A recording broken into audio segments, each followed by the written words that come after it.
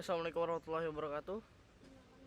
Innalhamdulillah nahmadu wa nasta'inuhu wa nastaghfiruh wa na'udzubillahi min syururi anfusina wa min sayyiati a'malina may yahdihillahu fala mudhillalah wa may yudhlil fala hadiyalah. Asyhadu an la ilaha illallah wa asyhadu anna muhammadar rasulullah. Amma ba'du. Oke teman-teman, perkenalkan, nama saya Gazi Fayat Afari dan saya berasal dari kelas 8B, dan hari ini saya akan memberikan kepada teman sedikit khutbah singkat tentang perjalanan Rasulullah atau hijrah Rasulullah dari Mekah ke Madinah. Oke, jadi saya akan menceritakan dulu background atau latar belakang dari hijrah Rasulullah tersebut ini, ya. Jadi Rasulullah SAW berhijrah ke Madinah itu diperintahkan oleh Allah Subhanahu Wa Taala karena siksaan dan penganiayaan kaum Quraisy semakin menjadi-jadi, dan akhirnya Allah Subhanahu Wa Taala memerintahkan Rasulullah SAW beserta sahabat-sahabatnya untuk berhijrah ke Madinah setelah sebelumnya berhijrah ke Habasyah. Oke, jadi sekarang saya akan menceritakan kepada teman-teman malam dimana Rasulullah hijrah. Oke, jadi pasti kaum Quraisy ini udah tahu ya, dan mereka ingin membunuh Rasulullah SAW karena mereka ya pasti nggak suka dengan Islam. Ya, karena itu mereka berencana untuk membunuh Rasulullah saat beliau sedang tidur, dan ingin membunuh beliau saat beliau keluar dari rumahnya untuk sholat subuh. Nah, mereka sudah merencanakan ini, dan akhirnya Allah Subhanahu Wa Taala memberitahu ke Rasulullah SAW bahwa kaum Quraisy ingin membunuh beliau, dan saat itu akhirnya Rasulullah tahu.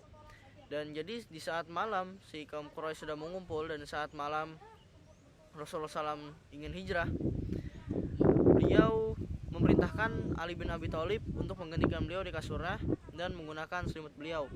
Dan kemudian beliau membaca doa dan keluar dari rumah beliau. Dan saat itu kondisi pasukan Quraisy yang mengepung rumah beliau sudah tertidur karena beliau membaca doa dan juga menaburkan pasir ke wajah mereka sehingga mereka tidak bisa melihat. Oke, jadi Rasulullah berhasil lolos dari kejaran kaum Quraisy, dan Rasulullah lanjut pergi ke rumah Abu Bakar. Dan di rumah Abu Bakar Rasulullah memanggil Abu Bakar dan mengajak beliau untuk pergi ke Madinah. Nah, tapi di perjalanan ke Madinah Rasulullah SAW juga pasti memikirkan strategi agar tidak tertangkap oleh kaum Quraisy. Jadi beliau bersembunyi bersama Abu Bakar di Gua Sur. Mereka bersembunyi di gua. Kemudian kaum Quraisy yang saat itu setelah bangun dan masuk ke rumah Rasulullah terkejut bahwa ternyata Rasulullah tidak ada, dan malah Ali yang ada di kasur beliau. Dan karena itu Abu Bakar sangat marah, dan dia mengadakan sayembara bahwa barang siapa yang dapat menemukan Rasulullah SAW maka akan mendapatkan 100 ekor unta. Karena itu semua orang Quraisy berlomba-lomba untuk mencari Rasulullah agar mendapatkan 100 ekor unta. Nah, ada saatnya dimana beberapa kelompok kaum Quraisy itu sampai ke depan gua di mana Rasulullah SAW bersembunyi.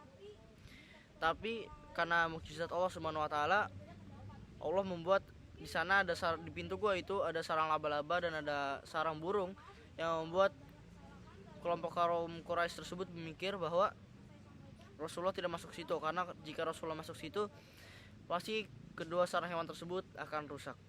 Akhirnya mereka tidak jadi menangkap Rasulullah SAW di dalam gua itu dan tidak melihat mereka. Dan setelah itu Rasulullah setelah beberapa hari di gua itu dan bersembunyi, dan alhamdulillah selamat dari kaum Quraisy yang tadi barusan saya ceritakan.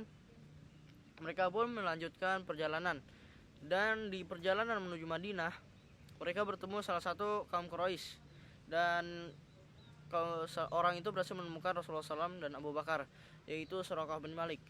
Suraqah bin Malik menemukan Rasulullah SAW dan Abu Bakar dan mengejar mereka berdua. Namun karena mukjizat Allah Subhanahu Wa Taala, kuda Suraqah bin Malik terjatuh 3 kali, sehingga dia mengubah niatnya dan jadi niatnya itu untuk berdamai dengan Rasulullah SAW.